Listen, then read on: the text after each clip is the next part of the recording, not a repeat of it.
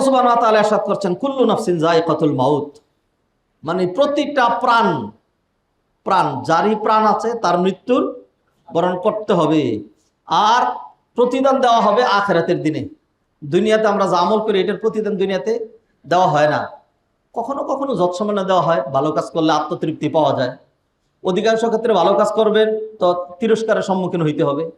আবার প্রসঙ্গক্রমে এই কারণে সময় লেগে যায়। খালি যদি অনুবাদ করে চলে যাই তাহলে তো এই আয়াতের থেকে শিক্ষণীয় বিষয়কে তা তো জানলাম না, তো সেইখানে একটু কথা বলা লাগে, এই জন্য থামতে হয় আমাকে।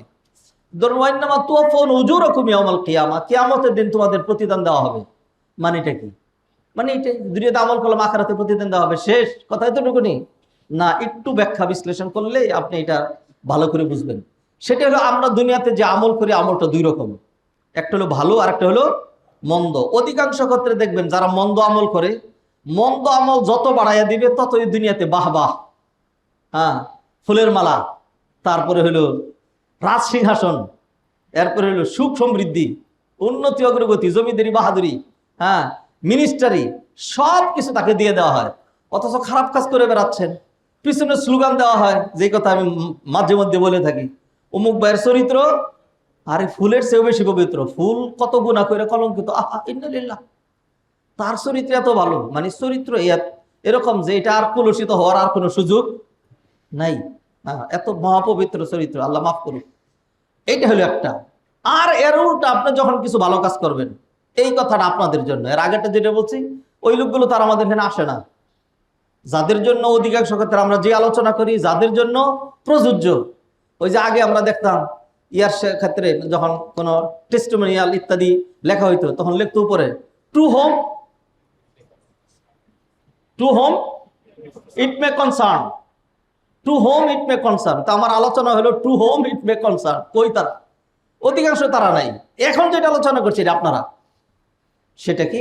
আপনি যদি ভালো কাজ করতে চান আর ভালো কাজ অব্যাহত রাখতে চান, আর যদি কখনো আপনি এটা মনে করছেন যে আমাকে মানুষ বাহবাহ দিতে হবে, আমাকে মানুষ প্রশংসা করবে, আমি এত কিছু করলাম, আমি এটা করলাম, বিনিময়ে তারা আমাকে কি দিল, তারা আমাকে আঘাত করলো, তারা আমাকে ব্যথা দিল, তারা আমাকে কষ্ট দিল, তাইলে ভালো কাজ করতে পারবেন না।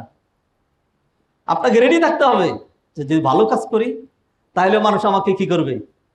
তিরস্কার করবে, হ্যাঁ, নিন্দাবাদ করবে, চোর বলবে, এইটা বলবে, সেটা বলবে, হ্যাঁ, কখনো আমার বিরুদ্ধে মামলা মোকদ্দমা হয়ে যেতে পারে, কত কিছুই তো হয়। যা কিছু হয়, যাই রটে সবই কিছু বটে, এই কথা তো ঠিক নয়। ইউসুফ আলাইহিস সালাতুস সালাম 7 বৎসর অথবা 9 বছর তিনি জেল খেটেছিলেন। সেখানে কি বাস্তবতা ছিল তার জেল খাটা? মা আয়েশার বিরুদ্ধে জিনার অপবাদ দেওয়া হয়েছিল, 1 মাস ওহী বন্ধ ছিল। কি বাস্তবতা ছিল সেখানে? কিছুই ছিল না। তো আপনি জেলে গেলেই যে আপনার মান ক্ষুণ্ণ হবে? ইমাম আবু হানিফা জেল খাটেন নাই? ইমাম আহমদ ইবনে হাম্বলকে চাবু লাগাইতে লাগাইতে শেষমেশ তাকে দুনিয়া থেকে বিদায় করে দেওয়া হয় নাই? ইমাম মালিক রে জালেম বাদশাহ, জুলুম তো যুগ যুগ ধরেই ছিল, হ্যাঁ, জালেম বাদশাহ তাকে চাবু মারতে মারতে তার হাতের অবস্থা এমন করে দিয়েছিল, শেষ বয়সে তিনি হাত যে বুকে বাঁধবেন অথবা হাত বেঁধে যে সলাত আদায় করবেন এইভাবে হাত আর বাঁধতে পারতেন না। তো সেই জন্য তিনি সলাত আদায় করতেন এরকম হাত ছেড়ে দিয়ে। মালিকি মাযহাবের অনুসারী যারা, তারা দেখবেন, যারা হজে গিয়েছেন, অনেক মানুষ দেখবেন এরকম হাত ছেড়ে দিয়ে নামাজ আদায় করে। হ্যাঁ, নামাজ হবে না এই কথা কেউই বলে নাই, কারণ হাত বাঁধার সর্বোচ্চ স্ট্যাটাস হলো সুন্নাহ, সর্বোচ্চ স্ট্যাটাস। ইচ্ছা করেও কেউ যদি কোনো সুন্নাহ ছেড়ে দেয় তাহলে তার নামাজ শুদ্ধ, 100% শুদ্ধ। তো এরকম তারা সম্মুখীন হয়েছিলেন। তা ভালো কাজ করলেই আপনারা সবাই কুলে রাখবে, আর আপনাকে খালি সবাই আদর করবে, আর মাথায় মর্যাদার মুকুট পরিয়ে দিবে, আপনাকে সামনে রেখে মিছিল, আপনাকে রাজ সিংহাসনে বসায় দিবে, আপনাকে মসজিদের খতিব বানায় দিবে, আপনার পিছনে প্রশংসার স্লোগান চলবে, এটা কল্পনা করেন না। ভালো কাজ কেউ যদি করতে চান, যখনই ভালো কাজ করবেন, কারো উপকার করবেন, মানুষ বলে না যদি কারো উপকার করো তাহলে উপকারের সাথে সাথে তার একটা বাসও দিয়ে দিও, যে কিছুদিন পরে এটা আমাকে দিতে হবে, সেই জন্য তোমার আমি রেডিমেড বাসটা দিয়ে দিলাম। এগুলো হিকমতপূর্ণ কথা। কারণ কি? কারণ হলো এইটাই স্বাভাবিক, যারা দুনিয়াতে ভালো কাজ করবে সম্পূর্ণ প্রতিদান তাকে দুনিয়াতে দেওয়া হবে না, তার প্রতিদানটা দেওয়া হবে কখন? আখিরাতে। সেই কথা আল্লাহ বললেন ওয়া ইন্নামা তুওয়াফাউনা উজুরাকুম ইয়াউমাল কিয়ামাহ ফামান যুহজিহা আনিন নার, যাকে জাহান্নাম থেকে নিষ্কৃতি দেওয়া হলো আর জান্নাতে ঢুকিয়ে দেওয়া হলো, ফাকাদ ফাজা, সেই সফলতার মঞ্জিলে মকসিদে পৌঁছালো। ও ভাইয়েরা, এই আয়াত থেকে কি শিখলাম? 2-4টা শিক্ষা। 1 নাম্বার, ছিলামও না থাকবো না, মৃত্যু অবসম্ভাবী, মৃত্যু আসবেই। আর আমল আমাকে আপনাকে করা লাগবে, ভালো আমলই করা লাগবে। কারণ আমলের প্রতিদান আখেরাতে। যদি ভালো আমল করি তাহলে জাহান্নাম থেকে নিষ্কৃতিতে জান্নাতে দেওয়া হবে, ওইটাই সফল কাম। আর যদি মন্দ আমল করি তাইলে ওই দিন প্রতিটা নফস কি পাবে? ইয়াউমা তাজিদু কুল্লু নাফসিম মা আমিলাত মিন খাইরিন মুহদারা ওয়া মা আমিলাত মিন সু। যা ভালো কাজ করছে আফসোস করে বলবে, মালি হাযাল কিতাব লা ইউগাদিরু সগীরা ওয়ালা কাবীরা ইল্লা আহসাহা। এটা কেমন আমল নামা? সগীরা কবিরা কোনো কিছুই তো দেখি ছাড়ে নাই। ওয়াজাদু মা আমিলু হাদিরা, যা যা আমল করেছিল সব সামনেই পাবে। ও ভাইয়েরা, অতএব মৃত্যুর কথা স্মরণ করা লাগবে। আমি আজকে আরো কিছু আপনাদেরকে স্টাডি করে ডাউনলোড করে নিয়ে এসেছি মৃত্যু নিয়ে। আবু বকর রাদিয়াল্লাহু তাআলা আনহু, ওমর, ওসমান, আবু হুরায়রা, আয়েশা রাদিয়াল্লাহু তাআলা আনহা, সাহাবায়ে কেরাম, তাবেঈন, তাবেঈন, সালফে সালেহ, উলামায়ে কেরাম মৃত্যুর হাকিকত নিয়ে কি বলেছেন, ওইটাই তো পুরো এক খুতবা লাগে। যাই হোক, কোরআনের আয়াত দিয়ে শুরু করেছি, কয়েকটি আয়াত, তারপরে কয়েকটি হাদিস, তারপরে ওইদিকে যাবো ধীরে ধীরে ইনশাআল্লাহ। আচ্ছা, আল্লাহ সুবহানাহু ওয়া তাআলা আরেকটা আয়াতে বললেন, আমি যা নোট করা আছে সেখান থেকে স্কিপ করে করে 2-1টা বলছি। ইন্নাকা মাইয়িত ওয়া ইন্নাহুম মাইয়িতুন, নবী হে আপনিও মারা যাবেন, ওয়া ইন্নাহুম মাইয়িতুন, আর তারাও মারা যাবে। তার মানে কি? মৃত্যু নবীকেও ছাড়ে নাই, মরা ছাড়া কোনো উপায় নাই। এই লোকগুলো মানে ভ্রান্ত আকীদা পোষণকারী, যারা মনে করে যা নবীকে মাইয়িত বলা যাবে না। বহুত আমাদের দেশে এই আকীদা পোষণকারী মানুষ, এর দেখবেন যে কখনো মাথা থেকে সবুজ পাগড়ি নামায় না, বিশাল পাগড়ি। কিন্তু তাদের আকীদা হলো নবীজি মারা যান নাই, নবীজি মারা যাইতে পারে না। তাহলে নবীজির জন্য যে হায়াত সাব্যস্ত করছেন, এর কোন ধরনের হায়াত? যদি হায়াতে আবাদি সাব্যস্ত করেন, যেটা আল্লাহ তার নিজের জন্য সাব্যস্ত করেছেন, তাহলে এটার নামই শিরিক। এটার নামই কি? আল্লাহু লা ইলাহা ইল্লাহু আল হাইয়ুল কাইয়্যুম। এটা হলো আল্লাহর বৈশিষ্ট্য। আল্লাহ সুবহানাহু ওয়া তাআলা চিরঞ্জীব, তার জন্য মৃত্যু নাই। আল্লাহ বলছেন ইন্নাকা মাইয়িত, মাইয়িত মানে জীবিত। নিশ্চয় আপনি ও নবী মুহাম্মদ মাইয়িত, ওয়া ইন্নাহুম, আর তারা মাইয়িতুন। মাইয়িতের বহুবচন মাইয়িতুনা, মুসলিমুন এর বহুবচন মুসলিমুনা, আলিমুন এর বহুবচন আলিমুনা। ওয়া নুন লাগালেই জমা হয়, জমা মানে প্লুরাল। ইন্নাকা মাইয়িত ওয়া ইন্নাহুম মাইয়িতুন, নবী হে আপনিও মারা যাবেন। নবীজি সাল্লাল্লাহু আলাইহি ওয়াসাল্লাম এইভাবে মারা গেলেন। মারা যাওয়ার পর ওমর রাদিয়াল্লাহু তাআলা আনহু ভালোবাসার অতি সহ্যে তরবারিটা হাতে নিয়ে বললো যে, কার সাহসে বলবো যে নবী মারা গেছে, আয় আমার সামনে। নবীজি সাল্লাল্লাহু আলাইহি ওয়াসাল্লাম কিছুক্ষণের জন্য তাআলা আল্লাহর দরবারে গেছেন, বিশেষ কিছু আনার জন্য, আবার তিনি ফিরে আসবেন। কেউ যদি বলছে নবী মারা গেছে, তার গলার আমি এই তরবারিতে কেটে ফেলবো, একদম গর্দানটা উড়িয়ে দেব। তো প্রথম তো এমন ধাক্কা খেয়েছেন, মানুষ যখন বেশি ধাক্কা খায় তখন সুখে কাঁদে, দুঃখে হাসে। মানুষ যখন বেশি ধাক্কা খায় তখন দুঃখে হাসে, পাথর হয়ে যায়। অল্প শোকে কাতর, আর অধিক শোকে পাথর, এটা হলো মানুষের নেচার। আবু বকর রাদিয়াল্লাহু তাআলা আসলেন, এসে দেখলেন নবীজি সাল্লাল্লাহু আলাইহি ওয়াসাল্লাম আর স্বাভাবিক অবস্থায় নাই। আবু বকর নবীজির কপালে চুমু খেলেন, এরপরে নিশ্চিত হয়ে গেলেন নবীজি মৃত্যুবরণ করেছেন। এই উম্মতের নবীর পরেই যার মান, তিনি মানে ও তার ওই রকম ভূমিকা পালন করবেন। সমস্ত মানুষকে ডাক দিলেন, এই মানুষের এদিকে আসো, মান কানা ইয়াবুদু মুহাম্মাদান ফাইন্না মুহাম্মাদান কাদ মাত। জেনে রাখো, যারা মুহাম্মাদের ইবাদত করতো, এরকম কেউ যদি থেকে থাকো নবী মুহাম্মাদের ইবাদত করেছে, তাইলে তার জানা উচিত সেই নবী আর নাই, সেই নবী চলে গিয়েছেন। ওমান কানা ইয়াবুদুল্লাহ, আর যারা আল্লাহর ইবাদত করতো, ফাইন্নাল্লাহা হাইয়ুন লা ইয়ামুতু আবাদা, তারা যেন জেনে রাখে আল্লাহ চিরঞ্জীব, তিনি কখনো মৃত্যুবরণ করেন না, করবেনও না। অতএব আমরা যেই ইবাদতের উপরে ছিলাম, সেই ইবাদতের উপরে আমাদের অবিচল অটল অনড় থাকতে হবে। এই ভূমিকা দেওয়ার পরে কোরআনে আয়াত পড়লেন, ওয়ামা মুহাম্মাদুন ইল্লা রাসূল কদ খালাত মিন ক্বাবলিহির রাসূল। মুহাম্মদ তিনি একজন রসুল মাত্র, এর আগেও হাজার হাজার রসুল অতিক্রান্ত হয়েছেন, তারা ছিলেন রসুল, তারাও চলে গিয়েছেন। নবী যেহেতু রসুল, তিনিও থাকবেন না, তিনিও চলে গিয়েছেন। ওমা মুহাম্মাদুন ইল্লা রাসূল কদ খালাত মিন ক্বাবলিহির রাসূল আফা ইম মাতা, তিনি যদি মারা যান, আও কুতিলা, অথবা তাকে মেরে ফেলা হয়, ইনকালাবতুম আলা আকাবিকুম, তাইলে তোমরা তোমাদের পিছনের দিকে ফিরে যাবে। এটা কোরআনের আয়াত। তো ওমর ইবনুল খাত্তাব রাদিয়াল্লাহু তাআলা বলছেন, আমার হুঁশ ফিরে আসলো, আমার কাছে মনে হলো যে এই আয়াত কি আজকে নাজিল হয়েছে, আমি কেমনে ভুলে গেলাম। এরপরে স্বাভাবিক অবস্থায় আসলেন, সব সাহাবীরা মেনে নিলেন। তো যাই হোক, নবীজি সাল্লাল্লাহু আলাইহি সাল্লাম সাইয়্যিদুল মুরসালিন, এত ভালো মানুষ, এত ভালো মানুষ মানে কি নবী, একে কি দিয়ে নবীজির আমি আমি আমি আমি প্রশংসা করব, কি দিয়ে পরিচয় তুলে ধরবো।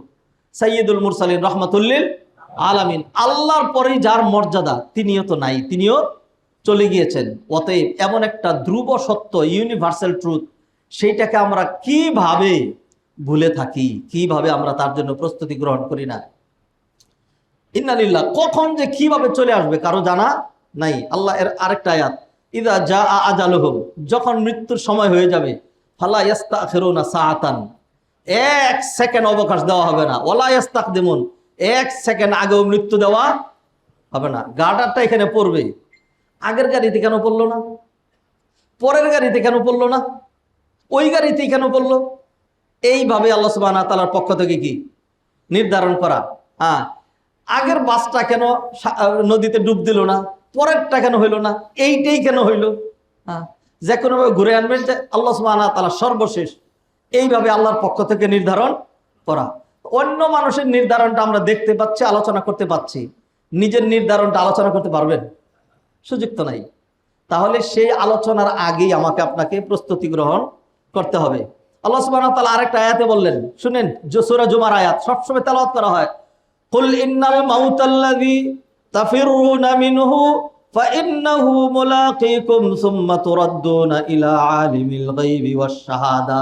নবী হে বলুন, যেই মৃত্যু থেকে তোমরা পলায়ন করছো, পলায়ন করার চেষ্টা করছো, পলায়ন করতে পারবে না, ফাইন্নাহু মুলাকীকুম, ওই মৃত্যু কিন্তু তোমাদেরকে ধরেই ফেলবে। মুলাকীকুম, death lays his icy hand on kings, scepter and crown must tumble down. মৃত্যু রাজাধিরাজ, তাকেও ছাড়ে না, তার উপরেও তার শীতল পরশ বিছিয়ে দেয়। মৃত্যু যে কেউকে তাকে সময় মতো ধরেই ফেলবে, তাকে আক্রমণ করবেই, এটা থেকে বাঁচার কোনো উপায় নাই। অতএব হাদিরিন মাজলিস, সম্মানিত ভাই ও বোনেরা, সালাত সিয়াম এগুলিকে গুরুত্ব তো দিব, এগুলি লাগবে, কিন্তু মৃত্যুকে পাশ কাটিয়ে রেখে, মৃত্যুকে পিছনে রেখে, মৃত্যুকে ভুলে রেখে দিনদারি হবে না। দিনদারির পূর্ণতা, দিনদারির সার্থকতা আসবে না যতক্ষণ পর্যন্ত আমরা বেশি পরিমাণে মৃত্যুর কথা আলোচনা, মৃত্যুর কথা চিন্তা। আচ্ছা, একটু ভাবুন দেখি আমার সাথে, এই যে বাড়িটা করার জন্য, এই যে গাড়িটা কেনার জন্য, এই যে জমিটা রেজিস্ট্রি করার জন্য, এই যে ওই কাজটা করার জন্য, ব্যবসাটাকে এক্সপান্স করার জন্য, এই যে আমাদের এত কর্মতৎপরতা, কালকে যদি মরে যাই কি হবে? কি হবে? আমার ছেলে মেয়েরা খাবে। তা আপনি যেই সম্পদগুলো ভোগ করলেন, যা কামাই করলেন, সবটাকে আপনার বাবাই আপনারে দিয়ে গেছিল? কিছুই কামাই করেন নাই। আর আপনি কি এরকমই হতভাগ্য যে সব পঙ্গু ছেলে মেয়ে জন্ম দিচ্ছেন, তারা কিছুই কামাই করবে না, তাদের কিছুই লাগবে না, সবটা আপনারই কামাই করে দিয়ে যেতে হবে? এইটা হলো মানুষের জন্য একটা ধোঁকা, যেই ধোঁকা তাকে কপাল পুড়ে দিয়ে দুনিয়া থেকে বিদায় করে দিবে, যাতে সে জাহান্নামে যেতে পারে। আমরা মনে করি যে ঠিক আছে, আমি তো বুঝাই, খালি হুজুররা কইলেই হইলো, খালি শায়েখরা বুঝাইলে হইলো, হ্যাঁ, সব সম্পদ আমি নিয়ে যাবো না, আমার সম্পদ আমার ছেলে মেয়েদেরকে দিয়ে যেতে হবে না, আমি কি তাদেরকে ফকির বানিয়ে যাবো নাকি? হ্যাঁ, নবীজির হাদিসে এটা আছে যে তুমি তোমার সন্তানদেরকে ভিক্ষুক বানায় যাওয়ার চাইতে তুমি যদি তাদেরকে কিছু দিয়ে যাও, এটা ভালো। তো এটা কি পরিমাণ লাগবে আপনার? আমাদের দেশের রূঢ় বাস্তবতায় যদি বলি, যারা নাকি রাষ্ট্রের সম্পদগুলো চুরি করে, বাংলাদেশের 1000 মানুষের কাছে বাংলাদেশের সম্পদের অর্ধেকের বেশি 1000 মানুষের কাছে, অর্ধেকের বেশি 1000 মানুষের কাছে। আর কত লাগে? এরপরেও কি চুরি চামারি তারা বন্ধ করেছে? এই শুনলাম যে এই ফান্ডের মধ্যে এত কোটি টাকা আছে, একদিন পরে এই টাকাগুলো নাই। এই ব্যাংকের মধ্যে এত সোনা আছে, কয়েকদিন পরে সোনা তামা হয়ে যায়। একটা দারুণ অভিনব চমৎকার দেশে তো আমরা থাকি, সোনা তামা হয়ে যেতে পারে, হ্যাঁ, যে কোনো কিছু উদাও হয়ে যেতে পারে, আজীব রকম অবস্থা। বাইরে খেয়াল করেন, আল্লাহর রস্তে বলছি, সম্পদ লাগবে, মানুষের কাছে হাত পাতা এটা খুবই খারাপ। আপনি সম্পদ অর্জন চেষ্টা করবেন, ইন্ডাস্ট্রি করা হারাম না, ব্যবসা করা হারাম না। আপনি সম্পদ যদি আপনার না থাকে, আপনি মাদ্রাসা মসজিদ পরিচালনা করবেন কি দিয়ে? জাকাত দিবেন কি দিয়ে? হ্যাঁ, সুন্দর চলবে কি দিয়ে? আপনি করবেন, মানে হলো এমন যেন না হয় সেইটার জন্য মরিয়া হয়ে আপনি এমন ভাবে ছুটলেন, হালাল হারামের তোয়াক্কা করার, নামাজ পড়ার, রোজা রাখার, তারপরে সৎকর্ম সম্পাদন করার কোনো সময় নাই। আমি ব্যস্ত, নামাজ জমা করে রাখেন, ব্যবসা আছে, খালি কথা বলে আপনার খালি খামা যান, আপনার মসজিদে আপনি যান, নামাজ আপনার নামাজ আমি যান, আমার কাজ আছে না, আমার ব্যবসা বন্ধ করে দেবো। বিশেষ করে এই স্লোগানটা ইউরোপ আমেরিকায় যারা যায়, তো ওইখানে তো তারা ইউরোপ আমেরিকান অনেকদেরকে আমি জিজ্ঞেস করে দেখছি সরাসরি, তোমার ধর্ম কি? একজন হাইসে দিয়ে বলে, আমার দুইটা ধর্ম। দীর্ঘক্ষণ তার সাথে বলছি জার্মান ভাষায়, আমার ধর্ম দুইটা। আগে দুইটা ধর্ম কেমন? একজন একটা ধর্ম হবে, আমার একটা ধর্ম হলো আমার স্ত্রী, আমার বউ, এটা হলো তার কথা একটা। আর একটা ধর্ম হলো আমার আরবাইত। হ্যাঁ, আরবাইত মানে হলো জব, আমার কাজ হইলো আমার ধর্ম। হ্যাঁ, আর হইলো যৌনতার পূজারী আমরা। হ্যাঁ, বিদায় পাগল পারা হইয়া যতদিন আছে ততদিন যেমনে পারি এটা চর্চা করি, এই দুইটি আমার ধর্ম। অধিকাংশ মানুষ সে তার ধর্মের স্বীকার করে না, বলে আমার কোনো ধর্ম নাই। জার্মানি, অস্ট্রিয়া, সুইজারল্যান্ড, এই ধরনের আশেপাশের কান্ট্রিগুলিতে এরা খুব রক্ষণশীল। যখনই স্বীকার করবে সে খ্রিস্টান, তখন তার চার্চের একটা ট্যাক্স আছে, এটা তাকে দিতে হবে তার ইনকাম থেকে। হ্যাঁ, 2% বা কোনো কোথাও 1% দিতে হবে। সেই জন্য খামাখা চার্চে কেন তারা দিবে? হ্যাঁ, কারণ এই চার্চ তো কোনো ভালো কাজ করে না, এটা তো তারা জানে। তো সেই জন্য যাতে এটা দিতে না হয়, যখন ধর্মেরই আসে ধর্ম লিখতে হয়, তখন সে লেখা আমার কোনো ধর্ম নাই। ফলে তার উপর কি আসে না, কোনো আসে না। সত্য কথা একদম। হ্যাঁ, ট্যাক্স আসে না, এটা তার দিতে হয় না। এরপরে চার্চগুলো কি অবস্থা গিয়ে দেখেন, আপনি ইংল্যান্ডে গিয়ে দেখেন, আমি নিজে দেখে নামাজ পড়ে তারপরে বলছি। হ্যাঁ, চার্চগুলো কি বিশাল চার্চের মতোই, এটা মসজিদ, মুসলমানরা এখানে নামাজ পড়ে। চার্চটা আস্ত চার্চটা ধরে মুসলমানরা কিনে নিয়েছে। হ্যাঁ, এখন এটা বিভিন্ন হিকমার কারণে ওলামায়ে কেরামের দেশে ভাঙ্গা দরকার নেই, থাকুক। হ্যাঁ, জাস্ট এটার কর্মকাণ্ড চেঞ্জ করে দিলেই হলো। কর্মকাণ্ড চেঞ্জ করে যেগুলি একদম আকীদার সাথে সাংঘর্ষিক, ক্রুসেড ঝুলানো, ক্রুসেডটা নাই। হ্যাঁ, কিন্তু এটা স্ট্রাকচার ওরকম রয়ে গেছে, মুসলমান নামাজ পড়তেছে। এই চার্চটাই বিক্রি হয়ে গেল কেন? কারণ হলো সরকার, সোসাইটি, মিউনিসিপ্যাল কর্পোরেশন তারা চিন্তা ভাবনা করে দেখছে যে এইটার উপরে যেই লস যাচ্ছে, এই লসটা কে দিবে? কেন সম্পদ নষ্ট করবো? তো ফলে এটা বিক্রির উদ্যোগ নেওয়া হলো। কে কিনবে এটা? হ্যাঁ, তখন মুসলমান উদ্যোগ হয়েছে, আমরা এটা কিনা আমাদের এবাদতখানা, আমাদের মুসল্লা, আমাদের মসজিদ বানাবো। অসংখ্য আপনি গিয়ে দেখে আসেন, অথবা আপনার আত্মীয় থাকলে ফোন করে যে আমাদের খতিব সাহেব আজকে একটা এমন এক কথা বললেন যে এটা আগুনের বাড়িতে সিদ্ধ হয় না, আসলে কি সত্যতা আছে নাকি যাচাই করে পরে আগামী জুমার আগে আমার সাথে দেখা করেন যে সত্য কিনা। এই অবস্থা। তো যাই হোক, হাদিরিন মাহফিল সম্মানিত ভাই ও বোনেরা, তো ওইখানকার মানুষ তারা তাদের ধর্ম নাই, নাস্তিক শ্রেণীর। হ্যাঁ, ধর্মের স্বীকারও তারা করে না। আমরা তার সেরকম নই। অতএব হাদিরিন মাহফিল সম্মানিত ভাই ও বোনেরা, যে যেমনই হই না কেন, থাকার কিন্তু উপায় নাই।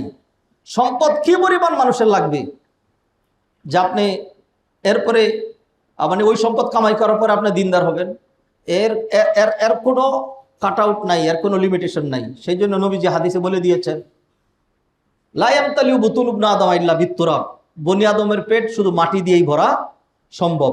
লাউ কানা লাহু ওয়াদিয়াম মিনাজ যাহাব, এক উপত্যকা ভর্তি সোনাও যদি তাকে দিয়ে দেওয়া হয়, তাইলে সে বলবে আমার যদি আরেকটা উপত্যকা হইতো তাহলে কি হইতো, ভালো হইতো। তাইলে মরার আগে পেট ভরবে না। অতএব হাদিরিন মাজলিস, আবারও বলছি, বুঝে শুনে বলছি, আমরা ইনকাম করব, কামাই রোজগার করব, দিনের জন্য, দুনিয়ার জন্য, আখিরাতের জন্য, সমাজের জন্য, সোসাইটির জন্য, ছেলে মেয়ের জন্য। তবে ওইটা যেন এইভাবে না হয়, দিন নাই, ধর্ম নাই, ইথিক্স নাই, ক্যারেক্টার নাই, নীতি নৈতিকতা আদর্শ কোনো কিছু বুঝি না। আমার একটা target, I have to reach there by any means, by hook or by crook, by killing, অথবা যে কোনোভাবে হোক আমাকে এখানে যেতেই হবে। এরকম যদি টার্গেট হয় তাহলে সেইটাই নিষিদ্ধ। যদি টার্গেটটা এইটা হয় যে আদর্শ বুঝি না, আদর্শ আমার ক্ষমতা চাই, আমার কি চাই, ক্ষমতা চাই। এখন যদি ভোটে না হয়, হ্যাঁ, যদি ভোটে না হয় তাইলে আর ঘোষণা বুঝি না, ডাইরেক্ট আমি পাস, ঘোষণা একটা দিয়ে দিতে হবে। হ্যাঁ, যেটা আমাদের সমাজের বাস্তবতা। গণতন্ত্রের চাইতে বড় ভণ্ডামি, গণতন্ত্রের চাইতে বড় বাটপারি, গণতন্ত্রের চাইতে বড় ধোঁকা আর কোনো কিছু নাই। সত্য কথা একবার বলছি, 1000 বলবো। এটা আপনি আমার থেকে কয়টা প্রমাণ নেবেন? আল্লাহ আমাদেরকে মাফ করুন। ভাই আসেন, ওইগুলি বাদ দেন। সেই জন্য আমি যে দিকে ডাকছি, আমি তো আর আপনাকে ওইটার দিকে ডাকছি না যে আসেন ক্ষমতা দখল করা লাগবে, আসেন। দুনিয়া কামাই করা লাগবে, আসেন। ইন্ডাস্ট্রি করা লাগবে, আসেন। রাষ্ট্রীয় সম্পদ চুরি করা লাগবে, আমি তো সেদিকে ডাকছি না, আমি আপনাকে ডাকছি, আসেন। মরা লাগবে, অতএব মৃত্যুর জন্য প্রস্তুতি নেওয়া লাগবে। সেই প্রস্তুতি নেওয়ার উপায় কি, সেই উপায়ের দিকে ডাকছি। আল্লাহ সুবহানাহু ওয়া তাআলা বললেন, মৃত্যু থেকে পলায়ন করার চেষ্টা করছো, পলায়ন করতে পারবে না। রাজা বাদশারা যারা খুব ছিলেন, কই? হয়ারিজ বাদশাহ ফাহাদ, বাদশাহ আব্দুল্লাহ, বাদশাহ সেকান্দার, বাদশাহ জুলকারনাইন, বাদশাহ সুলাইমান আলাইহিস সালাম, বাদশাহ এর নবী সাইয়্যিদুল মুরসালিন নবী মুহাম্মদ রাসূলুল্লাহ সাল্লাল্লাহু আলাইহি ওয়াসাল্লাম সব চলে গিয়েছেন। অতএব আমরা যে চলেই যাব এটাই স্বাভাবিক কথা। অতএব আমাদের মৃত্যুর জন্য প্রস্তুতি নিতে হবে। হাদিরিন মাজলিস, কোরআনের আয়াতগুলো রেখে দিলাম, দুই একটা হাদিস আপনাদের সামনে তুলে ধরতে চাই। আবু হুরায়রা রাদিয়াল্লাহু তাআলা বর্ণনা করছেন, আল্লাহ রাসূল সাল্লাল্লাহু আলাইহি ওয়াসাল্লাম বললেন, খারাজনা, আবু হুরায়রা রাদিয়াল্লাহু বর্ণনা করছেন যে খারাজনা মা রাসূলিল্লাহ সাল্লাল্লাহু আলাইহি ওয়াসাল্লাম ফি জানাজা, আমরা নবীজির সাথে একটা জানাজায় বের হলাম। ফাজালাসা ইলা কবরিন মিনহা, নবীজি সাল্লাল্লাহু আলাইহি ওয়াসাল্লাম একটা কবরের পাশে বসলেন। ফাকালা মা ইয়াতি আলা হাযাল কবর ইয়াউম ইল্লা ওয়া হুয়া ইউনাদি বিসাউতিন যালিকিন তালিক, প্রতিটা দিন এই কবর, যে নাকি এই কবরের বাসিন্দা হবে, তাকে ডেকে ডেকে বলতে থাকে, ইয়াবনা আদম, ও আদম সন্তান, নাসিতানি, আমারে ভুলে গেলা? আলাম তো আলাম, তুমি কি জানো না? আন্নি বাইতুল ওয়াহদা, আমি নির্জন গৃহ। ওবাইতুল গুরবা, আমি হইলাম একাকী গৃহ। ওবাইতুল ওয়াহশা, আমি হইলাম ওয়াহশা, ভয়ঙ্কর গৃহ। ওবাইতুদ দুধ, পোকামাকড়ের ঘর। ওবাইতুদ দিক, আর হইল খুব সংকীর্ণ একটা গৃহ। আমার অবস্থা এটা তুমি ভুলে গেছো? তুমি বিশাল বাড়ি নিয়ে আছো, তুমি খুব আরাম নিয়ে আছো, তুমি খুব অন্যান্য কিছু নিয়ে আছো। হ্যাঁ, আমার যে এটা যে তোমার আসল বাড়ি, এই বাড়ির রিয়েলিটি কিরকম এটা তুমি ভুলে গিয়েছো। কবর প্রতিদিন এইভাবে অন্তত 5 বার ডেকে ডেকে তাকে বলতে থাকে। কিন্তু কবরের এই ডাক গতকালকে আমরা কে কে শুনেছি? এর আগের দিন, তার আগের দিন, জীবনে কয়বার ভেবেছি যে আমি যে আমার অন্যান্য পরিকল্পনা নিয়ে ডাকাডাকি নিয়ে, হ্যাঁ, কত রকম ডাকাডাকি, দেখা নেন, বাচ্চা নেন, ছোটটা নেন, বড়টা নেন, যে যেই কাজ করে এক একজন এক একটা। আমরাও তো প্রত্যেকে তার তার ব্যবসার দিকে, তার তার বাজারের দিকে, তার তার আয়ের দিকে, তার তার ইনকামের দিকে আমরা ফেসবুকে এড দিচ্ছি, ওইখানে করছি, এটা করছি, সেটা করছি। দুনিয়াকে ঘিরে আমরা কে কাজ না করছি? প্রত্যেকেই করছি। কিন্তু এর পাশাপাশি প্রতিদিন, আহা আমার যে আসল বাড়ি, আহা আমাকে যে ডাকা হচ্ছে, আমাকে যে স্মরণ করে দেওয়া হচ্ছে যে কবরের রিয়েলিটি কিন্তু এরকম না। এসিওয়ালা, বিছনাওয়ালা, তারপরে হলো এখন তো আরো কত রকম, ওই কি করে মানুষের যে রুমটা, এটাকে আগে তো বাড়ি বানাইলেই হইতো, এখন বাড়ির যে কত রকম কত কি আছে, তার মধ্যে একটা নাম হইলো ইন্টেরিয়র। হ্যাঁ, ইন্টেরিয়র। এই ঘরের ভিতরে ইন্টেরিয়র করা লাগে কত ভাবে, তাকাইলেই শুইলেই যেন মনে হয় যেন আমি জান্নাতের মধ্যে আছি। ভাইজান বুঝলেন না, আমি যখন শুয়ে থাকবো উপরে বাঁশগুলো দেখবো, হ্যাঁ, খেজুরের পাতাগুলো দেখবো, চাটাইগুলো দেখবো, ধুলা দেখবো, ডাইনে মাটি, বামে মাটি, নিচে মাটি, উপরে মাটি। এই কথা কেউ যদি ভাবতে না পারে, তাহলে তিনি যতই দামি দামি জায়নামাজে সেজদা করেন, দামি কার্পেটের মধ্যে, মসজিদের কার্পেট এটা পুরানো হয়ে গেছে, আরো ভালো করা যায় না? সবের জন্যই আপনি প্রস্তাব করলেন যে এই কার্পেটটা কিনেন, তো অনেক টাকা লাগবে। কত বেশি লাগবে? 10 লাখ টাকা বেশি লাগবে। আচ্ছা ঠিক আছে, 10 লাখ টাকা আমি দিয়ে দেবো। টাকা তো আছে আলহামদুলিল্লাহ, খুব ভালো। এই যে এত কিছু যে আমরা এইখানে চিন্তা করছি, এইটার নাম বড় দিনদারি না। বড় দিনদারি হইলো, আহারে আমার মাথার নিচে বালিশ থাকবে না, উইঠা যে সোফার মধ্যে, তার মধ্যে এমন একটা সোফা লাগবে, আমি যখন হেলান দিব, হেলান দেওয়ার সাথে সাথে আমার মাথাটা একটু নিচে যাবে, পাটা একটু উপরে উঠবে, আবার পাটা নিচে নামবে, মাথা উঠবে, এরকম দুলতে থাকবো। আরাম কে থাক। আহা ইন্নালিল্লাহ। কবরকে যে চিন্তা করতে পারবে না, কবরকে যে ভাবতে পারবে না, সালফে সালেহিনের বক্তব্য সামনে নিয়ে আসবো, তারা কিভাবে এগুলোকে মূল্যায়ন করেছেন। কোনোদিনই তার দিনদারি পূর্ণ হবে না। নবীজি সাল্লাল্লাহু আলাইহি ওয়াসাল্লামের আরেকটা হাদিস, কাফা বিল মাউতি ওয়াইজান। খতিব সাহেব কি ওয়াজ করবে ছাতার মাথা, ওয়াইজরা কি ওয়াজ করবে, এগুলো আসল ওয়াজ না। কাফা বিল মাউতি ওয়াইজান, সবচেয়ে বড় ওয়াজের নাম হইলো মৃত্যু। একটা মৃত্যু থেকে কেউ যদি ওয়াজ না নেয়, সে কোত্থেকে ওয়াজ নেবে? তাইলে যে ডালাও ডালাও ডজন ডজন মৃত্যু আমাদের সামনে হয়ে যাচ্ছে, এইগুলো থেকে যদি ওয়াজ নিতে না পারি তাহলে ওয়াজ নেওয়ার কোনো জায়গা নেই। ওয়াকাফা বিল ইয়াকিনি গিনান। ওয়ানিল বারা ক্বালা কুন্না মা রাসূলিল্লাহ সাল্লাল্লাহু আলাইহি ওয়াসাল্লাম ফি জানাজা ফাজালাসা আলা শাফিরিল কবর ফাবাকা হাত্তা বাল্লাত সারা সুম্মা ক্বালা ইয়া ইখওয়ানি লিমিসলি হাযা ফাআইদ্দু রাওয়াহু ইবনে মাজাহ। বারা ইবনে আযিব তিনি বলেন রাদিয়াল্লাহু তাআলা আনহু, নবীজির সাথে ছিলাম কোনো একটা জানাজায় অথবা কোনো একটা কবরের পাশে। তখন তিনি ফাজালাসা আলা শাফিরিল কবর, একটা কবরের কিনারে তিনি বসলেন। এরপরে বসে নবী মুহাম্মদ রাসূলুল্লাহ সাল্লাল্লাহু আলাইহি ওয়াসাল্লাম ক্রন্দন করতে শুরু করলেন, চোখের পানি পড়তে পড়তে। হাত্তা বাল্লাত তারা, তারা মানে মাটি। নবীজির চোখের পানি দিয়ে মাটি ভিজে গেল একদম। নবীজির চোখের পানি দিয়ে মাটি ভিজে গেল। এরপরে নবীজি বললেন সুম্মা ক্বালা ইয়া ইখওয়ানি, ও আমার ভাইয়েরা, লিমিসলি হাযা ফাআইদ্দু, এই যে কবর দেখতে পাচ্ছ, এই কবরের জন্য প্রস্তুতি গ্রহণ করো, এই কবরের জন্য প্রস্তুতি গ্রহণ করো।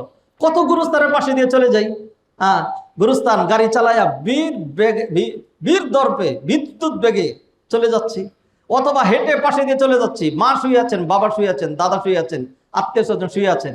হৃদয়টাকে একটু টাচও করে না, কেমনে টাচ করবে? টাচ করা কি এতই সহজ? আমি যদি আমার মোবাইলটাকে প্লাস্টিকের কভার দিয়া, অন্যান্য কিছু দিয়ে পলি দিয়া একেবারে সুন্দর করে আটকায় দিই, এখন বৃষ্টির মধ্যে দিয়া পুকুরের ভিতরে সাঁতরায় চলে যাচ্ছি, কোনো টেনশন নাই, কারণ আমার মোবাইলটা পানি টাচ করবে না। পাপের ফলি দিয়া কলবটাকে এমন ভাবে ঢেকে দিয়েছি, কাল্লাবাল রানা আলা কুলুবিহিম মা কানু ইয়াকসিবুন। অতএব ভালো, কল্যাণ, মৃত্যু, কবর এগুলো বিন্দু মাত্র আমাদের হৃদয়কে টাচ করে না। যদি কবর আপনার হৃদয়কে টাচ না করে, যদি মৃত্যু আপনার হৃদয়কে নরম না করে, তাইলে আপনি বুঝবেন আপনার মোবাইল যেরকম প্লাস্টিক দিয়ে আপনি মুড়াই ফেললে পানি আর টাচ করতে পারে না, ঠিক তদ্রুপ পাপ আপনার হৃদয়টাকে এমন ভাবে মুড়িয়ে ফেলেছে, এখন আর সেটা আপনার কবর, আপনার মৃত্যু, কবর এবং আখিরাতের ভয়াবহতা কোনো কিছু আপনাকে টাচ করতে পারছে না। আল্লাহ সুবহানাহু ওয়া তাআলা আমাদেরকে এই কথাগুলো থেকে শিক্ষা গ্রহণ করার তৌফিক এনায়েত করেন। আর দুই একটা হাদিস বলি, আগামী সপ্তাহে কোন বিষয়ে আলোচনা করব জানি না, কারণ ওয়াদা করেও তো পারছি না। উলামায়ে কেরাম সালফে সালেহিন মৃত্যুর বাস্তবতা নিয়ে কি বলেছেন, আর মৃত্যুর জন্য আমরা কিভাবে প্রস্তুতি নিব, সেই প্রস্তুতির কথা তো বলা হলো না। মাত্র দুই একটি আয়াতের ব্যাখ্যা করেছি, দুই একটি হাদিস নিয়ে কথা বলেছি। আর এক দুইটা হাদিস তুলে ধরতে চাই। আনাস রাদিয়াল্লাহু তাআলা আনহু বর্ণনা করলেন, ক্বালা রাসূলুল্লাহ সাল্লাল্লাহু আলাইহি ওয়াসাল্লাম আরবাআতুম মিনাশ শাকা, চারটা জিনিস হতভাগ্যের আলামত। হতভাগ্যের আলামত হলো চারটা বিষয়, চারটা বিষয় হতভাগ্যের আলামত। জুমুদুল আইন, কসওয়াতুল কলব, তুলুল আমাল, ওয়াল হিরসু আলাদ দুনিয়া, রাওয়াহুল বাজ্জার। জুমুদুল আইন, চোখ যদি শক্ত হয়ে যায়, জামেদ হয়ে যায়। জামেদ জুমুদ কাকে বলে? পাথর হয়ে যায়। চোখ যদি পাথর হয়ে যায়, চোখ হইলে এরকম, আল্লাহর কাছে রব্বানা যালামনা, ও আল্লাহ মৃত্যু, আমার বাবাকে মাফ করে দেবো আল্লাহ, যখন চোখ দিয়ে এমনি পানি আসতে থাকবে। যদি কারো চোখে কখনোই পানি না আসে, এটা হলো জুমুদুল আইন। চোখ যদি কি হয়ে যায়? শক্ত হয়ে যায়। চোখ যদি শক্ত পাথরের মতো হয়ে যায়, আর চোখ থেকে পানি আসে না, এটা। কসওয়াতুল কলব, হৃদয় যদি পাষাণ হয়ে যায়, এটা আরেকটা। তুলুল আমাল, আর যদি আশা আকাঙ্ক্ষা দীর্ঘ হয়ে যায়। কত আশা আকাঙ্ক্ষা, আশা আকাঙ্ক্ষা মানুষ কিভাবে করে? ধরেন 26 শুরু হলো মাত্র, এই তো আর শেখ কথা ঠিক আছে, আর তেমন কোনো প্ল্যান নাই। 27, 28, 29, 30 যখন চলে আসবে, বাস আমিও ক্লোজ করে ফেলবো ইনশাল্লাহ। হ্যাঁ, অনেকের প্ল্যান ছিল 41 পর্যন্ত, অনেকের প্ল্যান ছিল কোন পর্যন্ত? 41 পর্যন্ত। নাই তো ভাইয়েরা, আল্লাহর হস্তে আমার কথাগুলোকে আপনারা অন্যভাবে নেওয়ার কোনো সুযোগ নাই। সবার জন্য এক সমান। মৃত্যুর সামনে আওয়ামী লীগ, বিএনপি, জামাত, হুজুর, মজুর, আলিম, জালেম সব সমান। আমি উদাহরণ দিয়ে দেখাচ্ছি। আমি মৃত্যুর কথা যখন বলি, শুধু কাফেরদের কথা আনি না, নবী মুহাম্মদ রাসূলুল্লাহ কথা দিয়ে বলছি। নবীজিও নাই, তিনিও চলে গিয়েছেন। এই কথাগুলো বুঝার জন্য। কার প্ল্যান নাই? এগুলো তো প্রসিদ্ধ, আপনারা চিনেন। একটা কথা বললাম, আমার প্ল্যান নাই, আপনার প্ল্যান নাই, প্রত্যেকের প্ল্যান আছে। প্ল্যান তো মানুষ, আমরা মানুষ তো, আমরা তো হাইওয়ান না, জীবজন্তু নই যে আমার কোনো প্ল্যান থাকবে না। প্ল্যান থাকবে, প্ল্যান রাখেন, কিন্তু এমন যেন না হয় যে আমি প্ল্যান সর্বস্ব। দুনিয়ার প্ল্যান সর্বস্ব যেন না হই যে আখিরাতের প্ল্যান নাই। আপনার দুইটা প্ল্যান থাকবে, দুনিয়ার প্ল্যান, আখিরাতের প্ল্যান। যদি দেখি কখনো এই দুইটার মধ্যে কন্ট্রাডিকশন হচ্ছে, কোনটাকে প্রাধান্য দেব? আখিরাতের প্ল্যানকে প্রাধান্য দিতে হবে। আচ্ছা, তুলুল আমাল, দীর্ঘ আশা আকাঙ্ক্ষা, আর সর্বশেষ আল হিরসু আলা দুনিয়া, দুনিয়ার লোভ। এই চারটা জিনিস হলো চরম সৌভাগ্যের প্রতীক। চক্ষু শুকায় গেছে, অন্তর পাষাণ হয়ে গেছে, আর আশা আকাঙ্ক্ষা দীর্ঘ হয়েছে, আর দুনিয়ার প্রতি লোভ বেড়ে গেছে। এটা যেন না হয়। দুনিয়ার লোভ হবে সবচেয়ে কম, আশা আকাঙ্ক্ষা থাকবে, তবে সেটা যেন দীর্ঘ না হয়, যৎসামান্য। আশা আকাঙ্ক্ষা ছাড়া মানুষ বাঁচে কেমনে? আশা আকাঙ্ক্ষা তো লাগবেই। কবি বলছেন ওয়াল্লিলুন নাফসা বিল আমালি আরকুবুহা মা আদিয়াকাল আইশু লাউলা ফুসহাতুল আমালি। আর একটা হাদিস বলে তারপরে আজকের আলোচনা শেষ করে দিচ্ছি। আব্দুল বিন ওমর রাদিয়াল্লাহু তাআলা আনহু তিনি বর্ণনা করছেন যে আমি নবীজি সাল্লাল্লাহু আলাইহি সাল্লামের সাথে বসা ছিলাম। এমন সময় আনসারী নবীজির কাছে আসলেন, এসে প্রশ্ন করলেন, ইয়া রাসূলুল্লাহ আইয়ুল মুমিনিনা আফদল, ইমানদারদের মধ্যে সবচেয়ে উত্তম কে? নবীজি বললেন আহসানহুম খুলুকান, যার চরিত্র যত ভালো সে তত ভালো, উত্তম। এইবার তিনি প্রশ্ন করলেন ফাইয়ুল মুমিনিনা আকিয়াস, মুমিনদের মধ্যে কে সবচেয়ে বেশি বিচক্ষণ, বুদ্ধিমান? আগেরটা ছিল কে বেশি উত্তম। এবার জিজ্ঞাসা করলেন কে বেশি বিচক্ষণ এবং বুদ্ধিমান? নবীজি বললেন আকসারুহুম লিল মাউতি যিকরান ওয়া আহসানুহুম লিমা বাদাহু ইস্তেদাদান, যে মৃত্যুর কথা বেশি স্মরণ করে আর স্মরণ করে মৃত্যু পরবর্তী জগতের জন্য প্রস্তুতি নেয়, এ হলো সবচেয়ে বুদ্ধিমান। এরপর নবীজি এটাকে তাকরার করলেন, রিপিট করলেন, বললেন উলাইকাল আকিয়াস, আমি আবার বলছি আই রিপিট দিস। নবীজি বললেন আই রিপিট দিস উলাইকাল আকিয়াস, একমাত্র তারাই বুদ্ধিমান, যারা মৃত্যুর কথা স্মরণ করে এবং মৃত্যু পরবর্তী জগতের জন্য আমল করে। এরাই কি? এরাই বুদ্ধিমান। নবীজি সাল্লাল্লাহু আলাইহি সাল্লাম এই কথা হাদিসের মধ্যে ইরশাদ করলেন। অন্য একটা হাদিসে আমরা দেখি নবীজি সাল্লাল্লাহু আলাইহি সাল্লাম বলছেন আল কাইয়িসু মান দানা নাফসাহু ওয়া আমিলা লিমা বাদাল মাউত, বুদ্ধিমান ওই ব্যক্তি মান দানা নাফসাহু, যে নিজেকে নিয়ন্ত্রণ করে আর আমল করে মৃত্যু পরবর্তী জগতের জন্য। আসুন সম্মানিত ভাই বোনেরা, মৃত্যুর জন্য ওয়াজ লাগে না, নসিহত লাগে না, তবু মাঝে মধ্যে স্মরণ করা লাগে। মৃত্যুর কথা স্মরণ ছাড়া একাধারে শুধুমাত্র নামাজ, রোজা, হজ, যাকাত এগুলো মৃত্যুর প্রস্তুতি, ঠিক আছে। তবে মৃত্যুর কথা সত্যিকার অর্থে ভাবতে পারলে মানুষের মনের যে কন্ডিশন হয়, এরপরে 2 রাকাত সালাতের কোয়ালিটি হবে 1000 রাকাতের, আর একটা সিয়ামের কোয়ালিটি হবে 1000 সিয়ামের। সেই জন্য মৃত্যুর আলোচনা করা লাগে, দান সদকা। কারণ হইলো আপনার আমলের যে কোয়ালিটি এটা বাড়বে কখন? আপনার কলবের কন্ডিশন অনুযায়ী। মৃত্যুর স্মরণ ছাড়া আপনার কলবের কন্ডিশন ভালো হবে না। আল্লাহ সুবহানাহু ওয়া তাআলা আমাদেরকে বেশি বেশি মৃত্যুর কথা স্মরণ করে মৃত্যু পরবর্তী জগতের জন্য নেক আমলের মাধ্যমে প্রস্তুতি গ্রহণ করার তৌফিক এনায়েত করেন। আকুলু কওলি হাযা ওয়া আস্তাগফিরুল্লাহ লি ওয়া লাকুম ওয়া লিসাইরিল মুসলিমিন ফাস্তাগফিরুহু ইন্নাহু হুয়াল গফুরুর রহিম।